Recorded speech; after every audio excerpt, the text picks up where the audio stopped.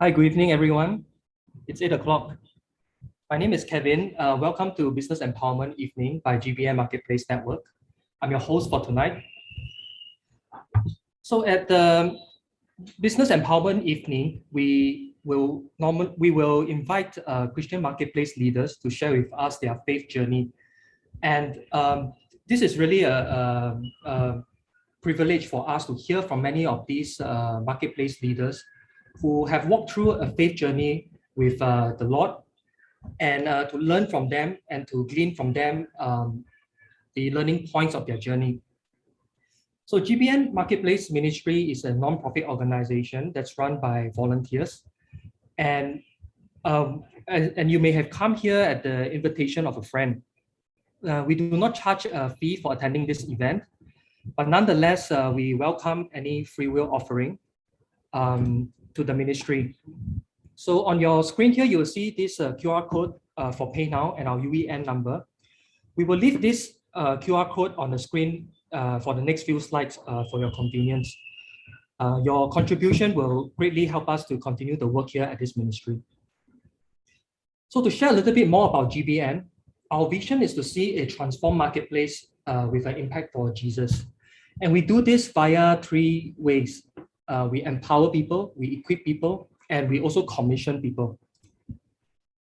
So by empowering people, we mean to teach them to do things God's way, to empower them to impart God's principles for doing business. To equip people is to live a life of integrity and to manage a business with kingdom values. And commissioning means that we send people out into the business and communities to allow them to impact their surrounding and their businesses and communities for the kingdom's sake.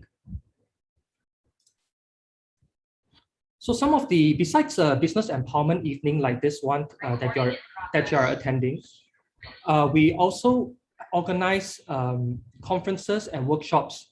And some of the speakers at our conferences and workshops in the past includes Mr. Lucas Chow from MediaCorp, Mr. Anthony Tan from Grab, and other very distinguished speakers.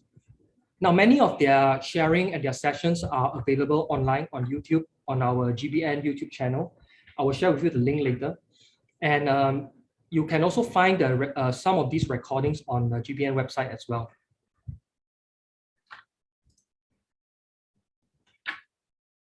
Now, besides organizing business empowerment evenings like this one, and conferences and workshops, we also organize small groups where we meet in a group of around 10 people, and we talk about marketplace topics that pertain to the faith, such as keys for building successful kingdom businesses, marketplace discipleship, or even learning from the life of Joseph in the Bible. We used to meet physically before COVID-19, but a lot of these meetings have moved online. So if you're interested in these small group meetings, you may visit our website. There are more details there. Now, we also have a mentoring program where we assign 2 mentors to 1 mentee. And our mentors are usually very successful marketplace leaders who are also very mature in the faith.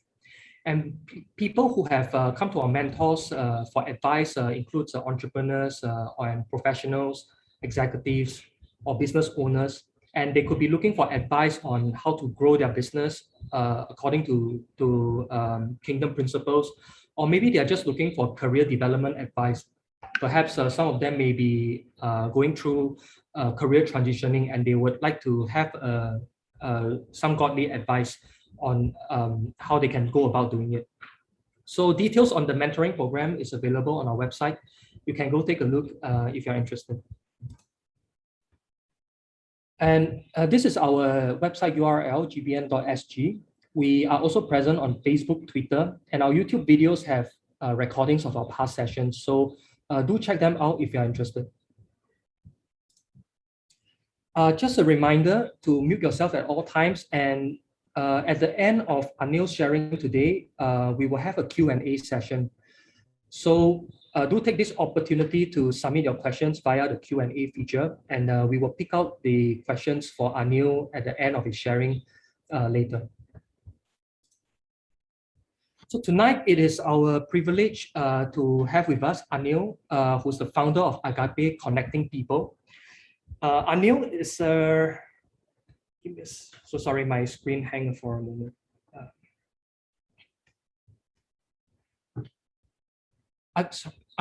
Sorry so much. Let me restart. Agape Connecting People is a social enterprise that runs a contact center hiring ex-offenders, marginalized and vulnerable persons. For his work, Anil has received multiple awards, including Singaporean of the Year, President's Volunteerism and Philanthropy Award, Excellence in Corporate Social Responsibility, and other awards. Now, Anil's path to the success he has today isn't exactly a straight and smooth path. He was a 3 times ex-convict that found the Lord Jesus Christ on his 3rd and longest sentence. And it was also on his last sentence, on his last jail stint, where he found his calling to start Agape Connecting People. So he has a very unconventional path compared to many of our past speakers. And today, Agape Connecting People is a very successful contact center. And like I said, it hired many marginalized people, and they serve many multinational corporations and government agencies. So without further ado, I'd like to hand over to Anil for his sharing.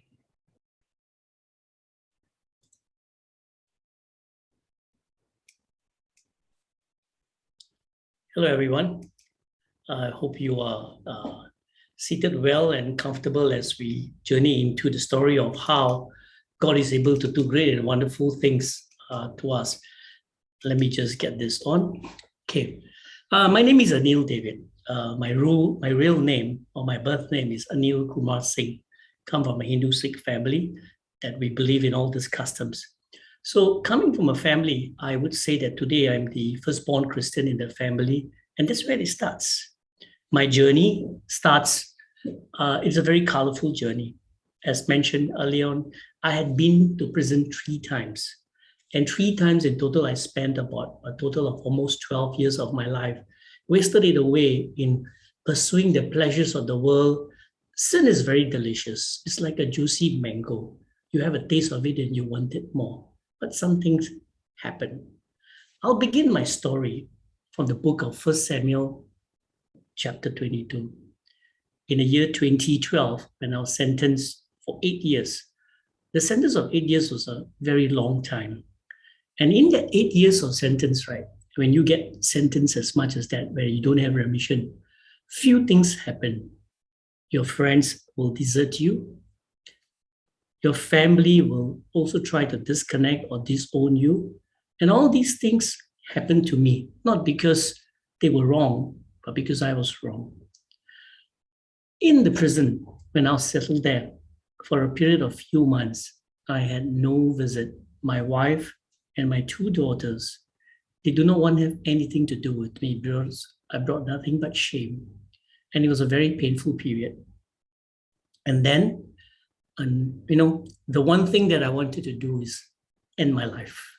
At the age of 30 plus, and you have done nothing but bring harm to people, that was the easiest way out. As the Bible says, the devil has come to steal, kill, and the last part of it is destroy and end your life. So that was I tried to take my life, but it didn't happen. All right. Now, allow me to share a little bit. In that darkest moment of my life, someone passed me a Bible. It was a very small, good news Bible that was passed to me. In prison, the one thing that we have is time. Time that's the only thing you have. You have nothing. You will be locked up in 23 hours of your day in the cell. Only 1 hour you're allowed to leave the cell. So I had this, because I had nothing to do, I was reading the Bible. I remember turning on the Bible in the New Testament. And the first time when I read the Bible, I felt so naked. I felt so exposed. And what I did, I took the Bible and I threw it across where I was seated, in the room itself towards the wall because I never felt so naked before. That was my first experience. I couldn't explain that as the way I can still remember how I felt and what I did. So that was, and I decided not to touch the Bible for some time. And then in the yard where we were, that 1 hour which I just mentioned, right? We were actually walking in the yard. This was a maximum security prison. So as we was walking, there was this guy who befriended me, and he said this to me: you should go and join me to join the Christian service, the chapel on Sunday. And I said that I don't think I want to go. He said there are 2 things you will get when you go for the Christian service. Sorry, 3 things you will get when you go for the Christian service. I said, what are the 3 things? First, you get to go out from the cell on a Sunday for about 2 hours. Secondly, sometimes if we are lucky, we'll find beautiful girls coming. And third thing, on Good Friday and Christmas, we get to eat chocolate and cakes. That was his 3 reasons that he said to me. And true enough, I said, okay. The only thing that I was attracted to was that I could go out of the cell for 2.5 hours on a Sunday. So I went. The first day, there was nothing much that happened because it was a boring service and it was just a conversation that was going on. Nothing. So I went back, didn't feel like going again. And then as the days went by, I picked up the Bible that I threw across in the wall itself. The only reason I picked up the Bible is not because I was hungry. The only reason that I picked up was I had nothing to do. I was in a very depressive state of mind. My wife and children have disowned me, disconnected with me. It was a very, very lonely period.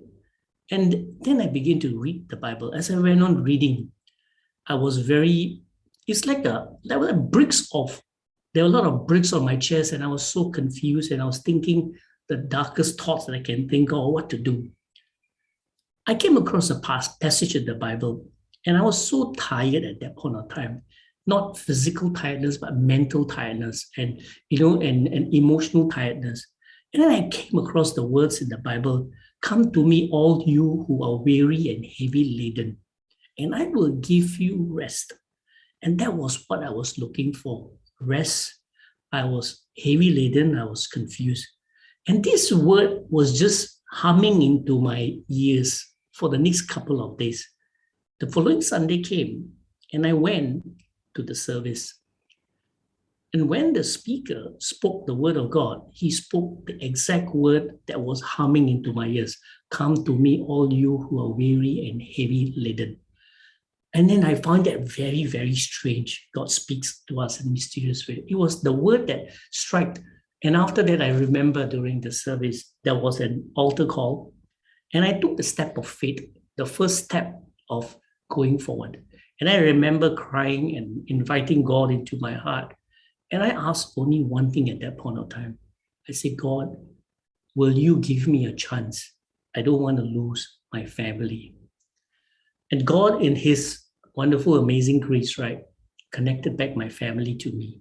And then that was how I came to know the Lord. As I speak, at this age, I'm 53 years old. My highest education is a secondary school education. I don't have a degree. I don't have a diploma, nothing like that. And at the age of 42, when I came out from prison, I only had $700.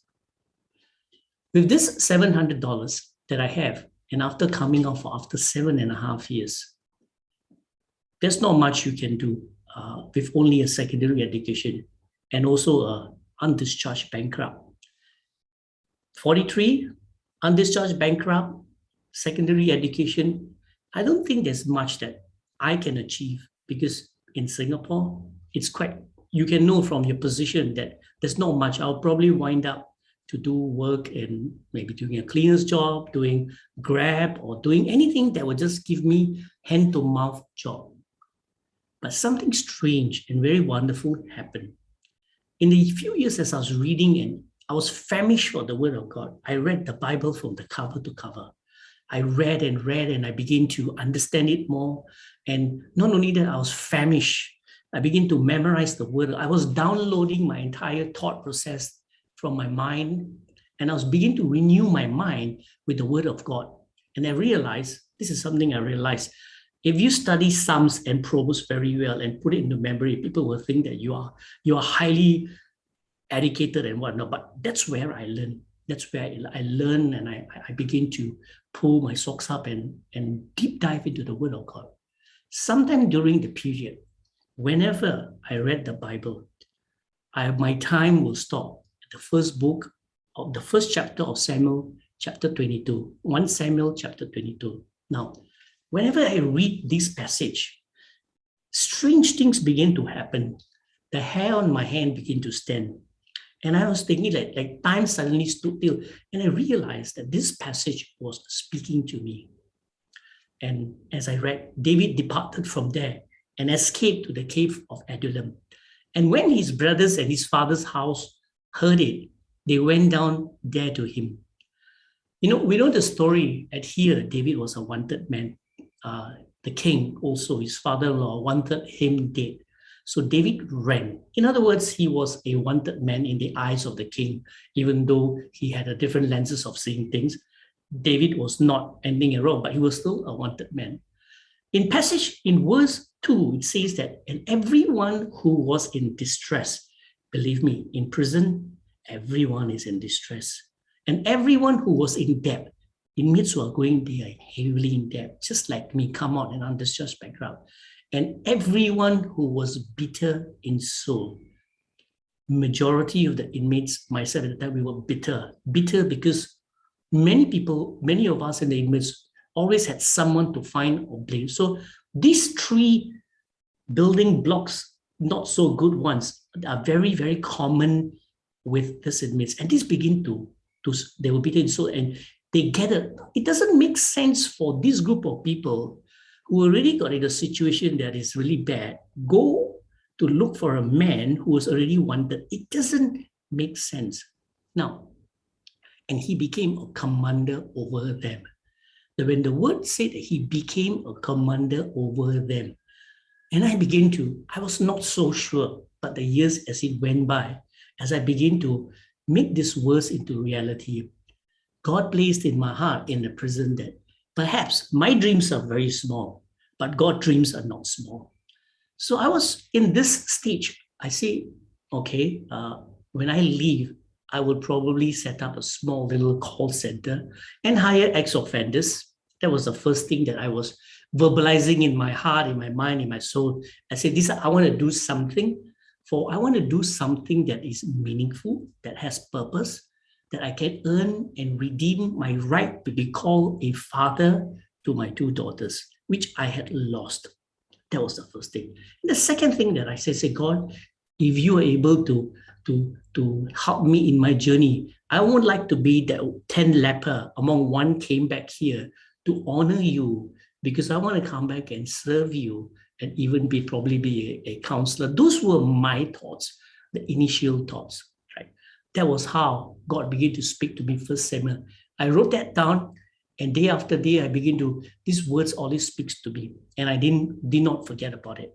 Now, here, before I go on to the next stage of telling you what exactly happened, allow me to introduce you through a little short video, which is about 2 minutes. Here it goes. I dropped out from school when I failed my O-levels. I somehow rather ended up doing insurance. And I realized that actually I love interacting with people, and I was pretty good at it.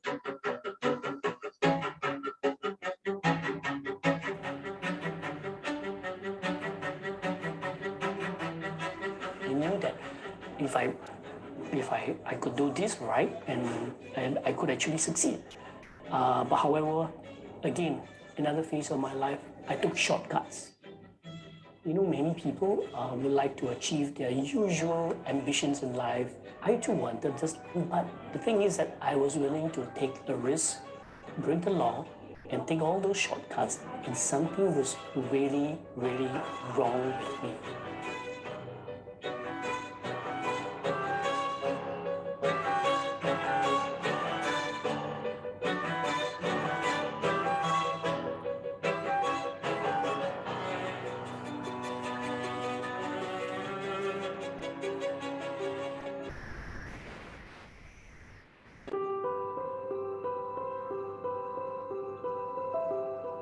For the first time, right, fear caught my heart when I heard that I was sentenced for 8 years. I thought this was the end. And true enough, my family did not want to do anything with me. They had given up hope. I don't blame them. Then one day, the officers that came and rounded up all the inmates and were saying that, here, we are giving you a yellow ribbon.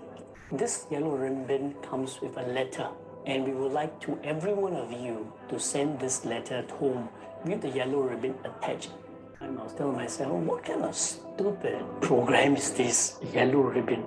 But since it wasn't being given free, I still took it and I wrote it. You can see this really old letter. I wrote this to my daughter and I told her that it's taking me a lot of courage to write to her. And I wrote to my daughter and said, will she forgive me? The yellow ribbon that I sent in 2004 and the letter is still here with me to remind me of this day, that how I took the first step.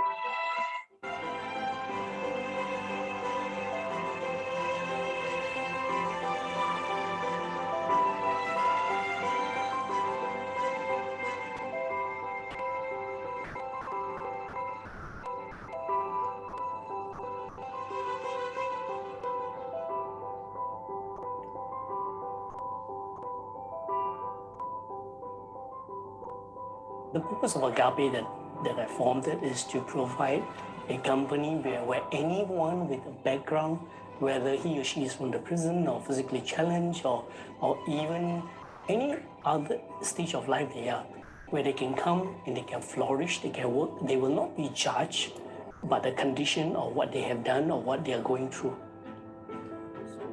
When I started Agape, I had little small pockets of jobs. And one day, I had a break. I got connected with this man called Joseph C. He was the vice president of StarHub. I was given jobs to do for StarHub. I started with 5 agents and eventually it multiplied and it filled the call center in the men's, in the women's prison and even in the city office that we are now.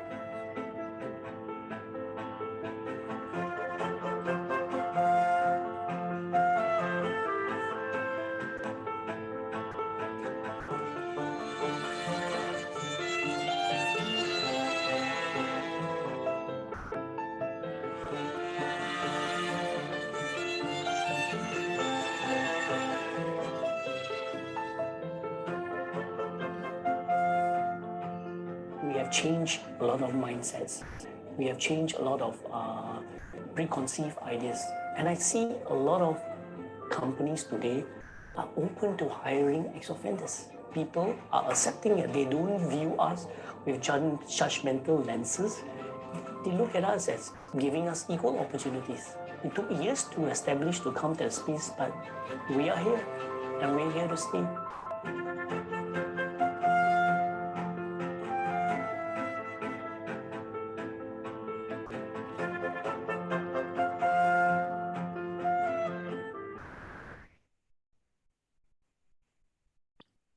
Right, thank you for watching this video.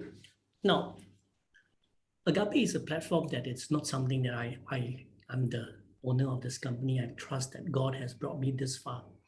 And I'll tell you some very amazing things, hands of grace that you can only give credit to God and God alone. And I just came up with $700 and that's all I had. And that was my seed money. That was the bread and the fish that I had. And when God asked me to surrender, and I did. After about 2 years of starting the business, in the first year that I started the business, I didn't have the money. So my wife, when I reached home after 7.5 years, my wife did not trust me. My children did not know me. I had broken relationships. All I had was God's promises that in His time and His season, He'll bring about a reconciliation. It was not just about prayer, but it's about prayer, faith, and actions that I had to put in together in order to reconcile with my own daughters. I would get at 5 o'clock and then get her ready instead of the domestic helper helping it.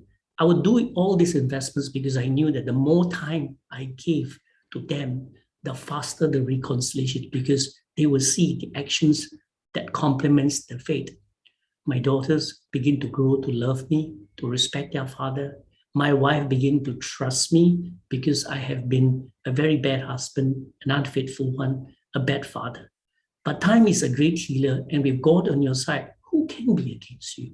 Slowly, my wife, my kids, my in-laws, they came to know God, not because of anything, but in their heart, they saw if someone as me can be transformed by this person that I know, who God I have, and they realized that there must be something about this God. The relationship that I enjoy with God pivoted me to bring myself closer to my family.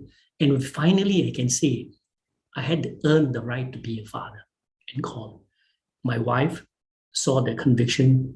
She said, okay, if this is the dream that you want to do, I don't have money. And what she did, she took out the box of all the wedding jewelry that she had given, that her mother and father had just given. Even as I speak today, just last week, her mother passed away. She's right now in India, grieving, but God will pull us through. And we went to pawn that wedding jewelry, the family jewelry that we have. And with that jewelry, we started a company called Agape Connecting People. Why Agape? Agape, I started is because I want to honor my wife, because she stood unconditionally waited for me.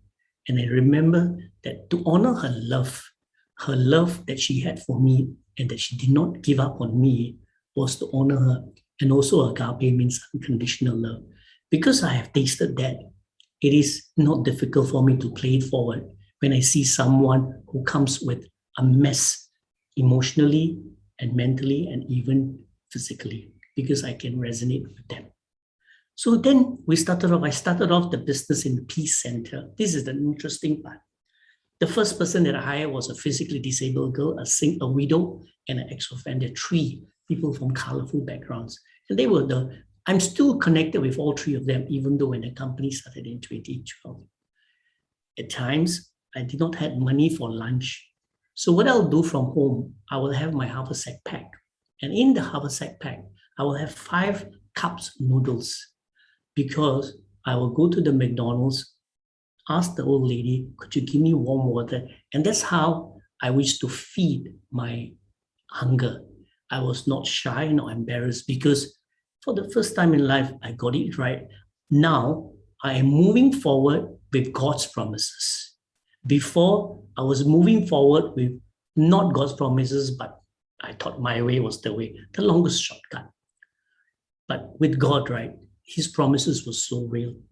In about a year and a half, one day I got a call from the government authorities and say, hey, we see that you've been hiring ex-offenders and you were very, it's coming out quite well because they don't fall back as he is. So I was nominated for an award and I got an award. So the Ministry of Home Affairs nominated me and I got an award for being a mentor to ex-offenders. For the first time, my father, my mother, my wife, and my 2 kids saw the prodigal son, the one's husband and father as well, going to the stage to take up the award. That moment was a moment that was a changing and turning point for my family, because my children were getting proud. You know, that was something I was very hungry for.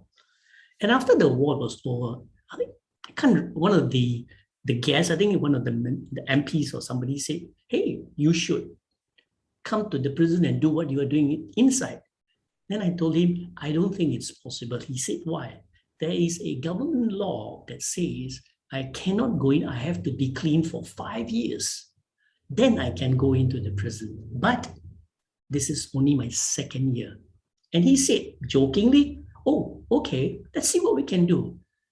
5 days later, 6 to 8 people, I remember it's 6 but 8 people, I think, they came to my office to talk about this. To make a long story short, that 5 years was no that. They made an exception. They allowed me to go in the 2nd year. Now, we all know that I have no influence. We have no influence on changing policies.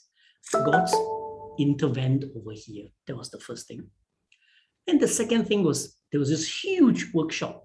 And in this huge workshop, right, there was this size of a 2.5 size basketball court to set up a call center. I said, wow, this is a lot. I needed two things. I needed a business and a customer. I needed money. So I don't have both, but I had a dream.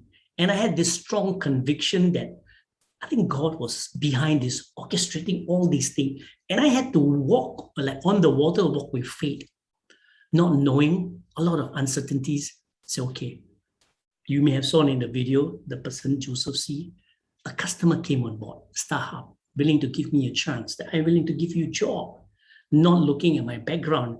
But as I later found out, he said, I like your attitude and your never giving up kind of spirit. So now I had a client. That's the first thing. I say, God, you also provided that. But how about the money? I don't even have that kind of money because I needed $500,000 to set up a call center in the men's prison. I haven't seen $500,000 through the right way. I say, okay, if you brought me this far, surely you got something up in your mind, because I remember the verses. I remember that God owns the well, the cows over. All these things were reminding me, and these promises were so real. I said, I wasn't doubting. I said, okay, it was like having a conversation with him. And then I put in 10 applications. Faith, prayer, and has equal to work. So I sent on 10 applications to churches, organized the Lee Foundation, Shaw Foundation. Last but not least, I also sent to Singapore Pools. Nobody responded except for Singapore Pools. They called me up and they spoke to me. See, your plan is unusual, but very interesting. And then after they reviewed, they came back. They say, we can't lend you $500,000, hard drop for a while, but we can loan you $650,000. I said, wow, that was really a breakthrough. I said, okay, wonderful. That was to me, I said, well, that's a miracle. Now, I beg to differ. The news was good. I've got the client. I signed the prison lease. I hired the people. The renovation started, right? Everything was started. And then the following week, I was scheduled to go for a church retreat, a mission trip with my pastor to India, where we build schools and minister to the poor. And then on the third day, where we were in the village, when I just opened my handphone to see the email, the same people who had approved that Singapore Pools tells, we are pulling out. My whole world collapsed. I thought I'm back to the starting point. I am going to be heavily in debt again. Now what do? I was just so worried, so concerned about this whole thing. And I remember the pastor said, hey, what happened? The color of your face is just drained. I said, nothing happened. So when I got back to Singapore, and then they pulled out, and I was thinking, what do I do? I'm back to one. So the guy that was attending into the Singapore, the CEO, a gentleman, he called me. He said, I can't tell you why, but I believe in what you do. And therefore, I'm introducing you. This is not a Christian man, right? I'm introducing you to someone that is my childhood friend. And then I say, in 3 days later, these two people, some of you may know Dato Kim Tan, Mason of Garden Impact, from the Jubilee preaching service series that we were doing. They came into my, one flew from the US, one flew over from UK. And for a day we spent. And then when they say, okay, I've heard what you want to say, let's meet tomorrow for breakfast. So me and my wife went to meeting for breakfast. So Dato Kim Tan and Mason sat down at the YMCA hotel, and again they sat us down and said, look, we don't think we can lend you money at all. We don't think we want to do that. And they just left that statement there for a few seconds, giving me a heart attack. And then he says, but we love your vision. We want to be your partners. And these two are God-fearing men. So you see, I didn't have a client, I didn't have an investor, I didn't have money. God removes Singapore Pool because maybe I feel that he didn't want to have any association with tainted money into this vision that, or this vehicle is bringing. And that starts. And slowly but surely, miracles begin to happen, from the men's prison to the women's prison, now at this. And not only a call center, we also got our own training school and an employment agency. The whole business has just evolved. We almost up to 200 staff. Now, here's the question. How can someone with 12 years to 13 years of prison record 3 times, only a secondary education, a bankrupt, come this far? All I have to say, it is God's grace. God is looking for stewards, stewards that will listen to what He has to say. Today, I tell my team, we are not in the business of changing people because we don't have the power to change people. But if we invest in an environment, because environment will change people, just as the Eden was a perfect environment. If it's a toxic environment, everything dies. So it is an environment that we chose to invest, and we've seen lives being transformed. Let me just show you lives that we have transformed. All right, this is Joseph C. Now, this is Noor. Noor has been working with us for 4 years. She has no hands and she has no legs. We did 3 things to her. We gave our time, our attention, and our love. These are the 3 building blocks that if we believe that we continue to do or invest into people's life, not only the company will grow, the individual will grow because the village will grow. This is Noor. And now let me show you her video.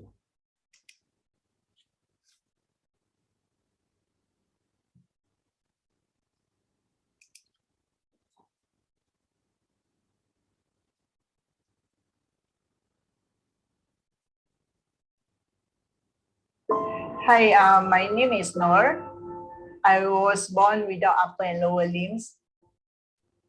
All my life, I faced hardship and challenges. I always hide myself from people. I ran away from people. It was very difficult for me. I rather die than I live in this life. I couldn't accept.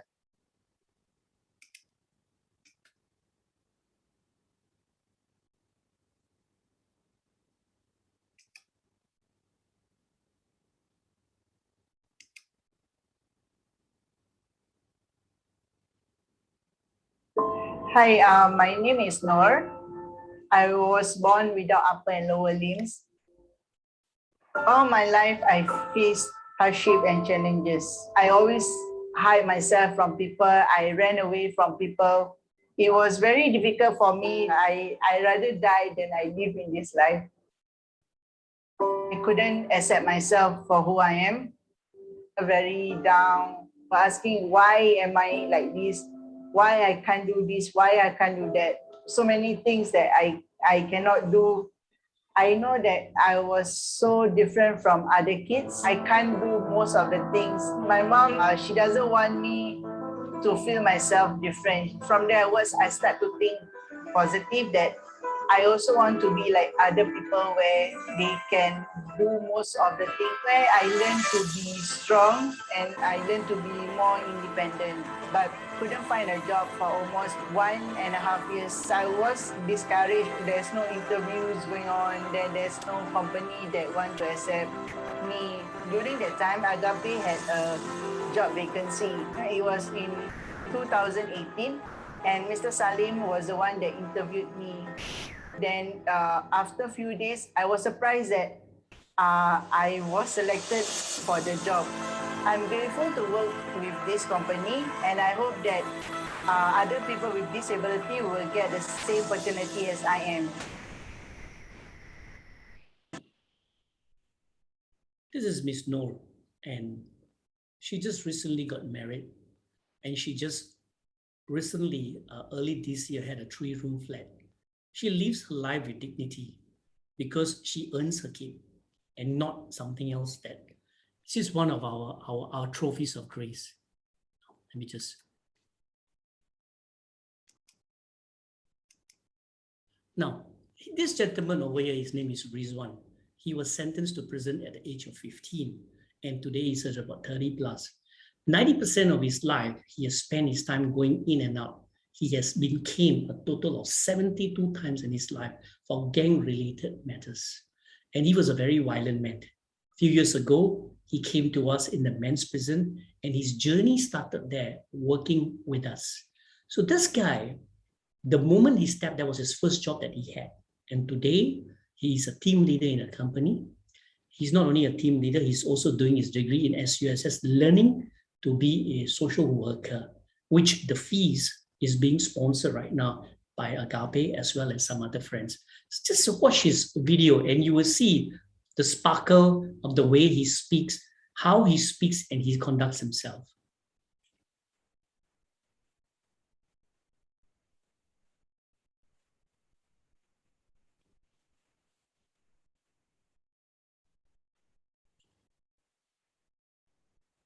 When I was 12, I was caught for a string of offences. And I was sent to a center for young offenders for a period of 3 years. Halfway through that, my mother passed away. We were not really that close. I had nowhere to go to, and I turned to my friends.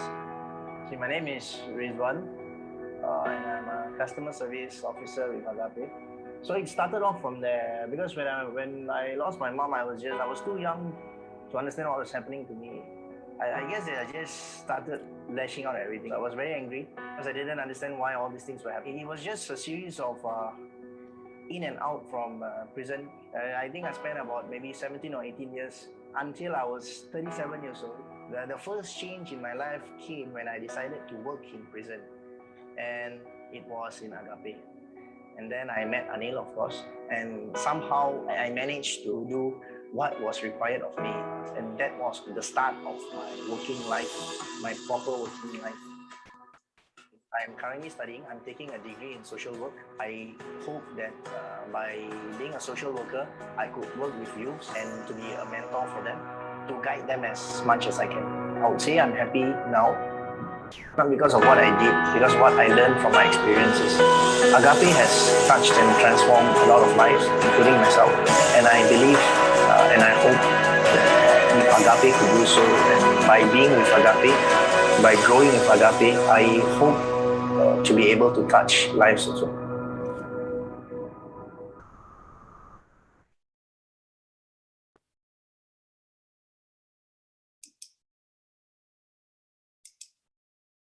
Now, those were the story of some of my trophies of grace. And these are some of the allocated along the year was given to me. It's not something that I was seeking, but it was a pleasant surprise because end of the day, the smiles that I saw on my daughters, and as when you see your daughters being joyful and seeing where they're, my daughters, even where my eldest daughter worked, even the whole school, meaning a staff, the employees, they know the daddy has been to prison. They take it like it. So this is what I've seen, this is what I learned.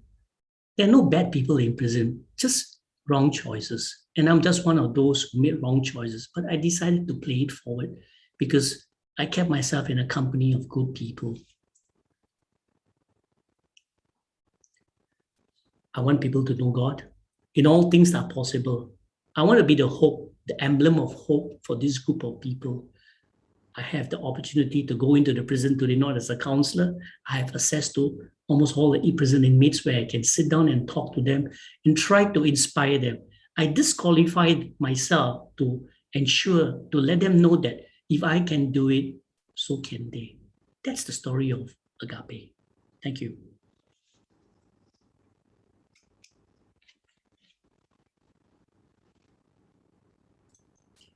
Well, thanks so much, Anil, for sharing. Sure. It was really a very inspiring story. Especially just now, I was looking the story for Ner, one of your staff.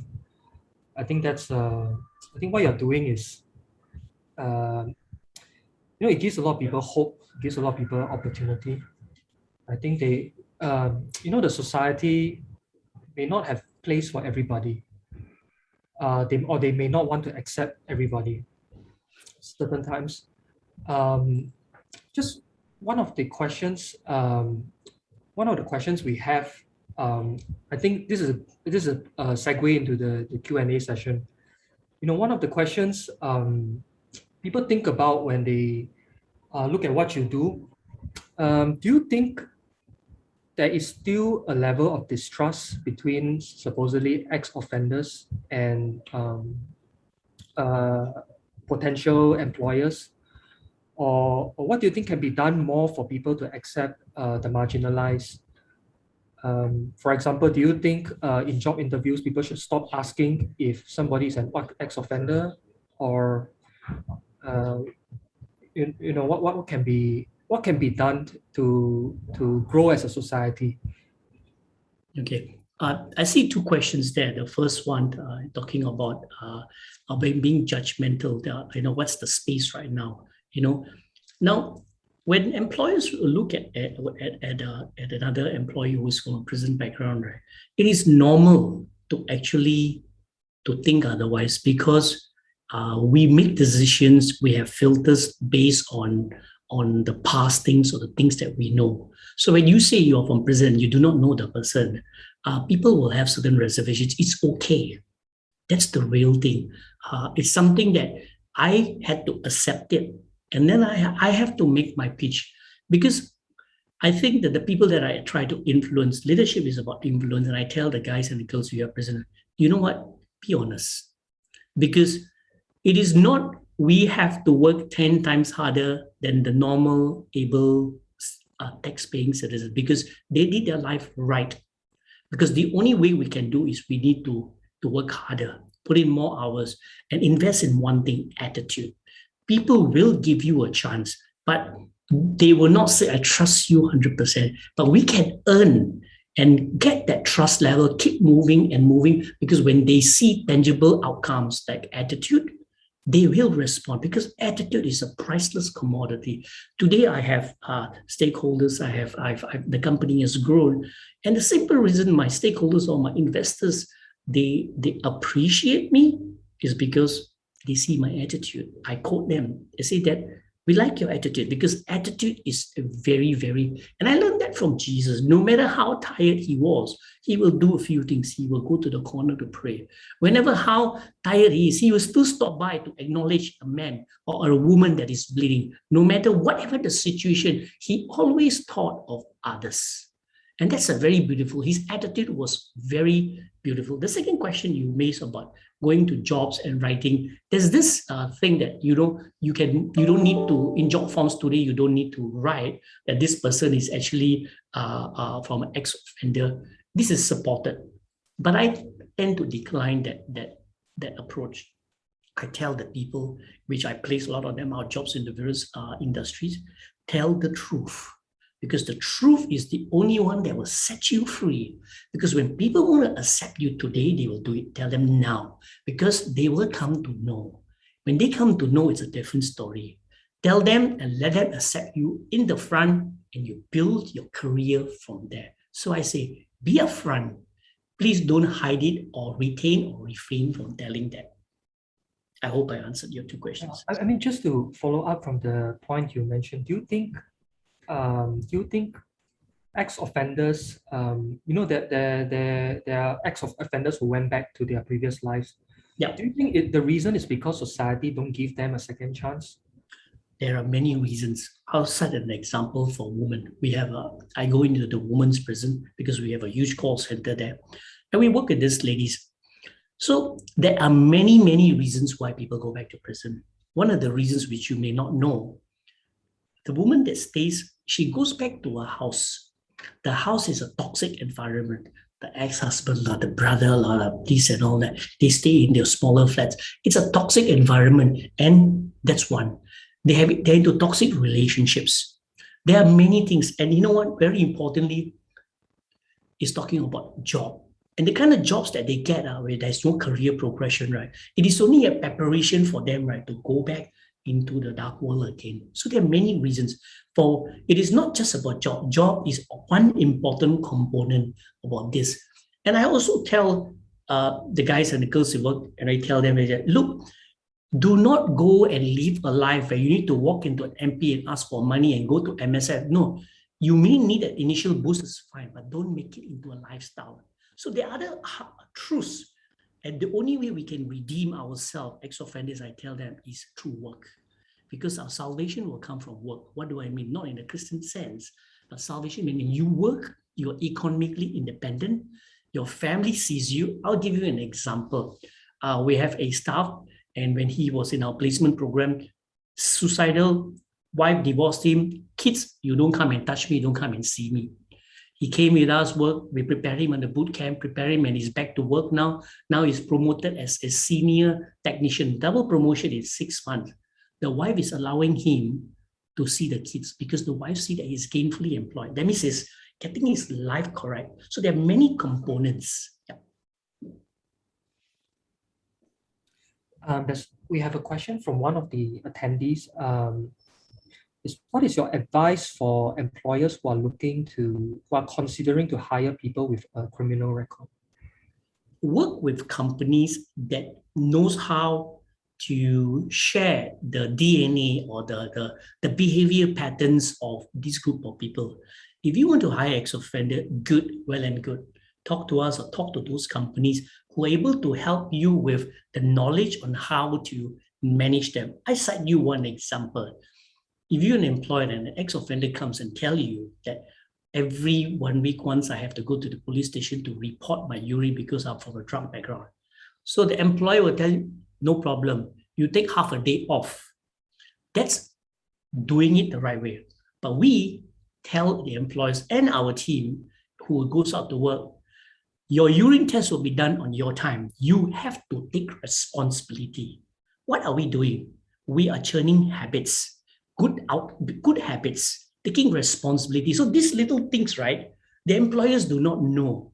And we share with them what to look out for. So if you want to do it, don't go in with your eyes closed, but go in with your eyes open. Talk to those who have hired so that you will have their learnings and experiences so that you can succeed in managing them.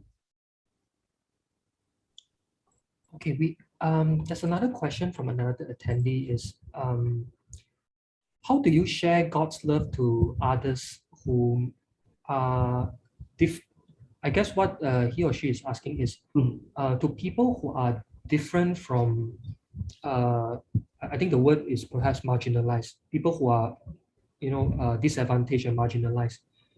What do you think is the best way to share God's love to someone like that? I shared earlier, there are three building blocks or values that I apply. Give your time, your attention, and love. Moving away from a transactional engagement to a relational engagement. You give your time, your attention, and love. That person may not respond, but eventually that person will come to the senses. If you look at our Lord Jesus, that's what he did. He did to the taxpayer. He gave his time, his attention, and love. He said, I will eat at your house today. The woman that was bleeding, everyone that you saw Jesus, right? He never did a transaction, but very relational approach by giving his time, attention, and love. So this is what I believe that this is my conviction, because that is the only way, right? They will fall again, it's fine, but when they will remember. Some have come back, they remember that over this environment, they didn't judge me, they gave me the time, attention, and still we welcome them back. Now, you mentioned that when you first came out of your last prison sentence, your relationship with your family and friends were strained. Yes. How did you rebuild I know you briefly mentioned you would wake up very early to help your daughter. Yeah. Whatnot. Was it a very long process for people to get you to trust you again? How did that happen? It wasn't overnight. It took a long time. I think my own siblings took years to accept me. They acknowledged me, but the reality of it, the baggage was so much, and it took. And you will know when they begin to respond by things that they begin to invite you into conversations or advisory or certain situations. You knew that the relationship is getting better. Our hearts have many doors. One key opens one door of our hearts at one time. It doesn't open all. And trust is the same thing. One key opens one trust to the next and it's a layer, and you keep building. For example, even today, if I'm late out at a certain night, my wife gets worried. She gets worried because there's a danger sign. And you see, does she trust me? She does trust me. But then that creeps into her. It's already this hour, he's not back. Where are you? She gets worried because the past will always be there at the back of it, waiting and causing doubts to creep in because we are still in the flesh. She's worried that you will go back to your previous way. Ended up in clubs, the old friends, yes. I see. Okay. And another question is, how do you help your staff overcome their weaknesses, their character weaknesses? How do you motivate them? Because you mentioned that for somebody who's looking to hire ex-offenders, the person should know how to work with ex-offenders. I guess what this attendee is asking is, how do you help a staff with this particular background? How do you help them overcome their weaknesses and help to motivate them to do the work? Now, I cannot do that, but I know one thing. It takes a village to raise a child, and it requires the whole company's people to get involved. That is one. An environment that will not judge, an environment that is able to accept as they are. I've got girls who work in the office, they come with green color hair. But what do? Do you judge them? You don't judge them. The only way that you can say something is when you qualify. I can speak to one of them and I call because I qualify because I have a relationship. You want to change somebody. If you don't have a relationship, don't open your mouth. It's just noise.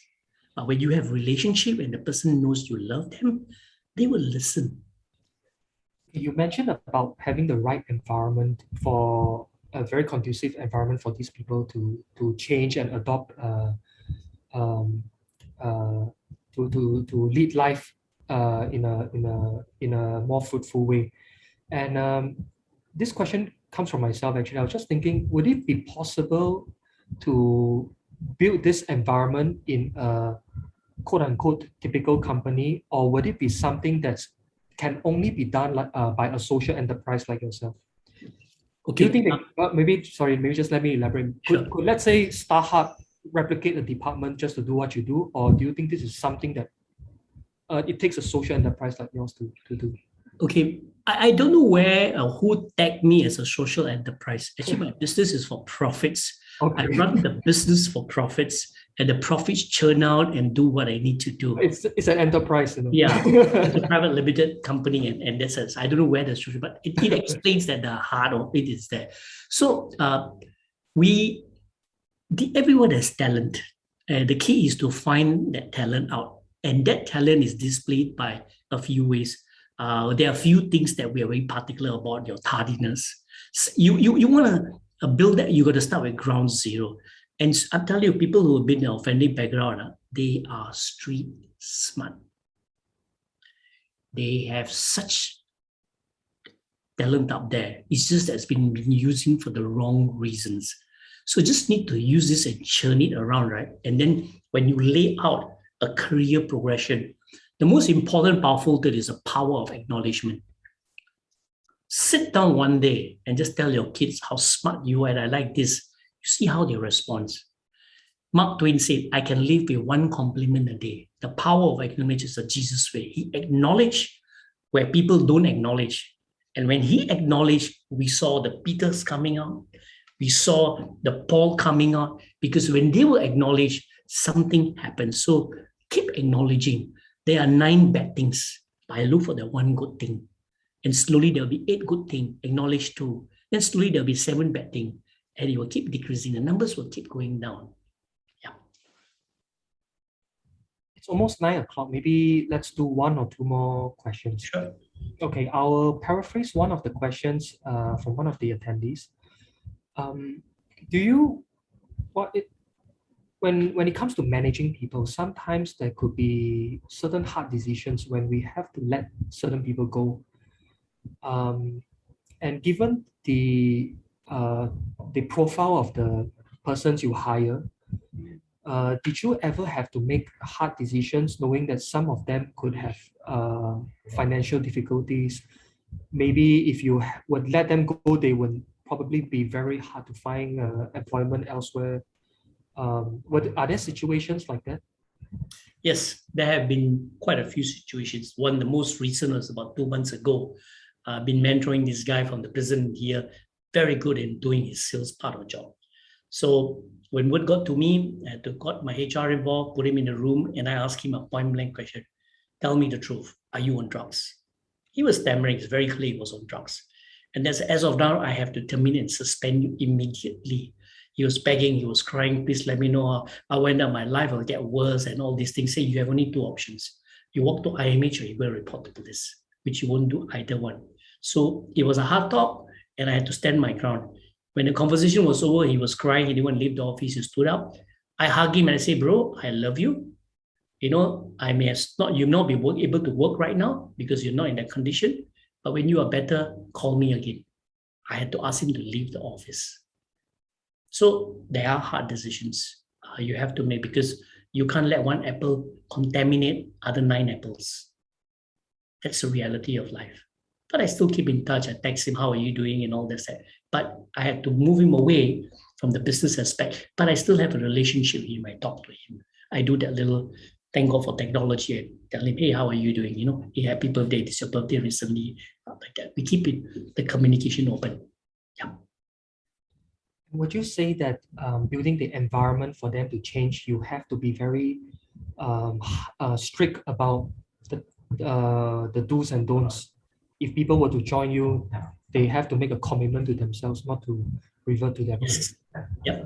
For example, I give you, so I knew this, I had about 3 or 4 of them. They smoke about 10 sticks a day of cigarettes. From the time they decide, from the time they want to go and come back, 15 minutes. 10 sticks is 1.5 hours.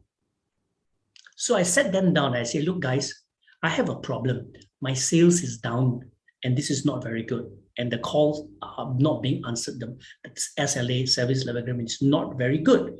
And I have this problem. And they say, look, actually, I have another solution. How many of you smoke? Okay.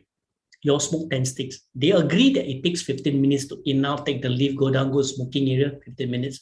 So I'm actually paying you 1.5 hours for smoking. Is this fair for me? They realize that I caught their heart by rationalizing. But you know what? Can I meet you halfway? Can you smoke 5 sticks a day? Not 10. At least, but I'm still paying you for smoking. I got no choice now. I negotiate. And yes, they smoke 5 sticks a day. My sale goes back to the normal trend. So you got to find unorthodox way. Sorry, you're smoking. Cannot lah. It's not everything is black and white. Sometimes it's gray. Now, for example, a lot of prison inmates are sent to us before the ones they're released. They are bird out of a cage. They go for a 2-day class in our training school. So one day my staff reports to me, 2 of the guys on the separate table are smell of alcohol by virtue of what I have to report to the prison authorities, because they have to be recalled back. So my staff come and tell me, I say, please give me 10 minutes. I need to take a walk. And they say, God, situation, not how to do. I'm not a smart guy, but please tell me. I went up, go to the shop, buy 2 packets of hacks, black hacks. And I tell my staff, first and foremost, you detected it. No complaint came. These are 2 hacks. Go and place it on their table, because do not confront the person, but confront the situation. These hacks are grace. You are extending grace, telling him, and don't look him in the eye that I know, I understand. And true enough, the days to come, they never came back smelling alcohol. So you need to operate differently, but at the same time, seek God's wisdom, how to change the environment to get what outcome that you want. So it's a lot of dependencies on God. God, please give me the wisdom. Yeah. I think perhaps the last question is, for if a person wants to help out at Agape as a volunteer, or want to get involved in your work, how can they contact you? Okay, you can contact me and just put Anil David there. The emails are there. No issues. Write an email. It all come back to me. Okay.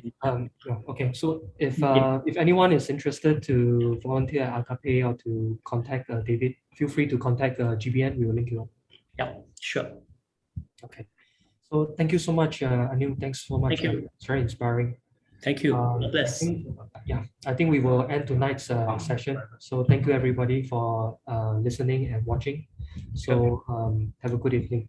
Thank you. God bless. Bye. God bless. Bye bye.